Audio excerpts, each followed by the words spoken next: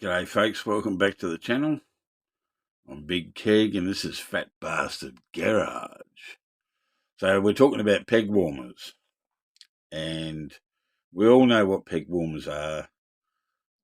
You see them banging there all the time, whether it's boulevards or in this case modern classics, even your normal Hotwheels. The fantasy ones are always left behind. I'm not into fantasies, but they're peg warmers. And there's other vehicles amongst them that are peg warmers, but I'm talking about, your premiums here. And I think sometimes it's people's ignorance of the cars that makes them peg warmers. And I think it's pretty sad. So I've got two examples of peg warmers. They're peg warmers in Australia. They're peg warmers everywhere, I think. Not so much in Europe, because these are European cars. But we're going to have a look at these. These are the modern classics. You got the Fiat 131 Abarth and the Volkswagen Corrado VR6. I've talked about VR6s before.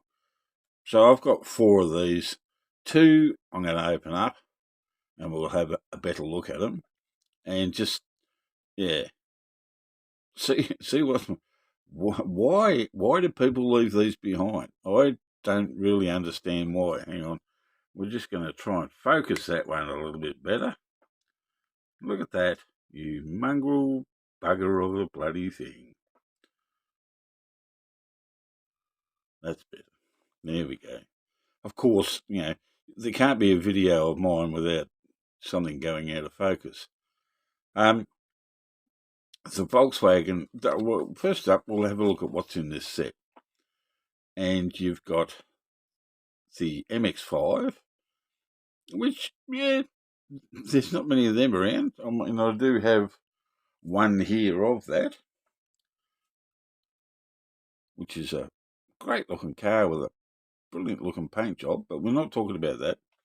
It's not really a peg warmer. We've got the Toyota, Altezza, Lexus IS 200, 300 here in Australia. That's a chase piece, so everyone was looking for that. You've got the spoon livery Honda Civic, the Fiat Corrado, but everywhere you go, you'll see the Fiat left behind. A lot of the Corrados, some of the Mazdas, these two gone straight away. Just gone. JDM gone. European, always sitting on the pegs, which is pretty sad. But anyway, we're going to crack this one open and have a good look. Like I said, we've got this is my first time ever cracking open a premium, and it doesn't want to crack open. I've never cracked a premium before. But I bought four of these. I bought two about 3 weeks ago because they were hanging on the pegs, and then the other day when old mate that was I was looking for that.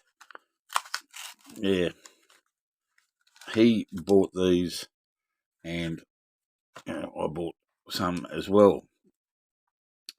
So here we've got the Corrado Volkswagen. Well, I've got to grab the Volkswagen. We never got these cars in Australia, but it's a Volkswagen. But man, I'll tell you, there's a YouTube channel called Hill Climb Monsters, and it's all basically European hill climbs, and they feature cars like this all the time. This and the Fiat. If you saw these things in action, you'd be amazed.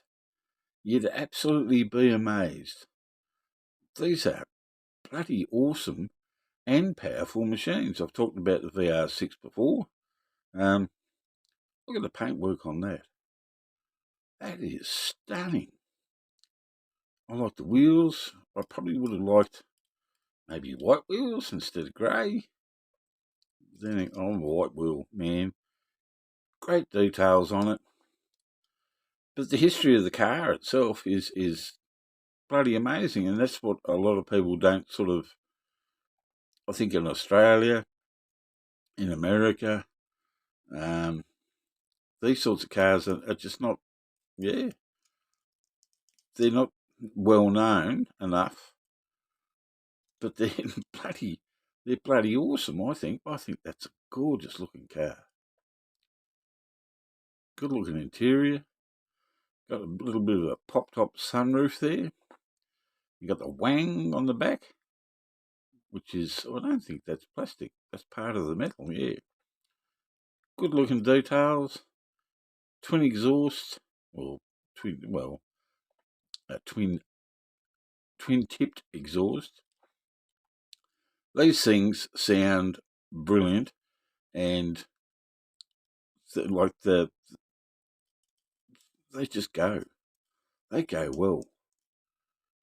I've seen like in hill climb monsters, cars exactly the same as this. Like, they're modified, obviously, but they're pumping out 700 horsepower with one of these motors. So that's cool. Like, it's not a peg warmer to me. I think it's bloody wonderful.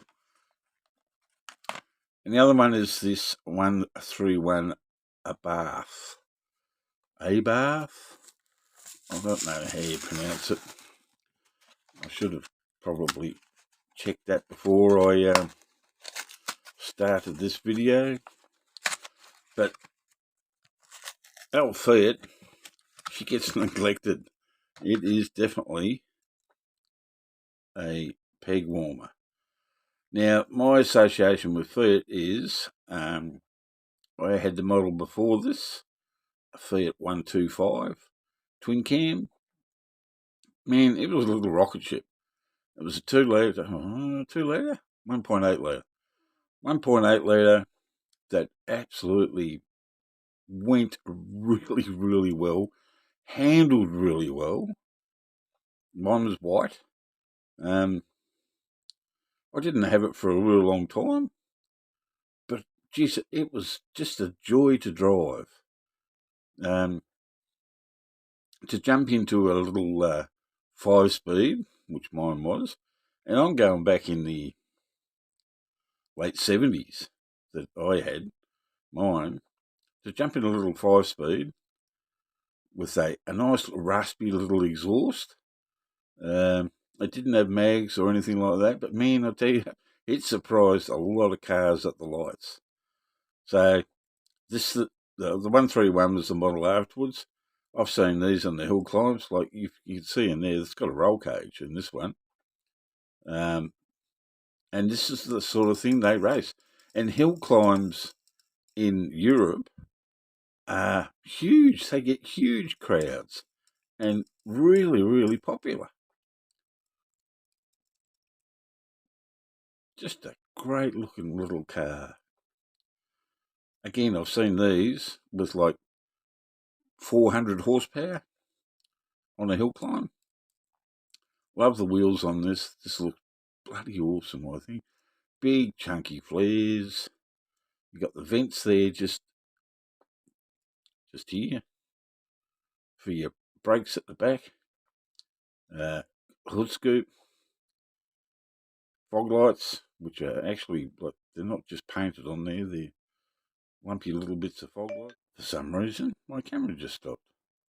I have no understanding why. Got the wing on the back. Great looking, details on this. But the car itself is a bloody awesome little car to drive. I mean, I haven't driven this one, but I can testify that the 125 was a bloody awesome car. So yeah, did a little bit of research. Peg warmers aren't as bad as what you think. And we see them hanging there all the time, and I think they deserve more love than what they get. All right, that's just showcasing a couple of cars that I think are wonderful.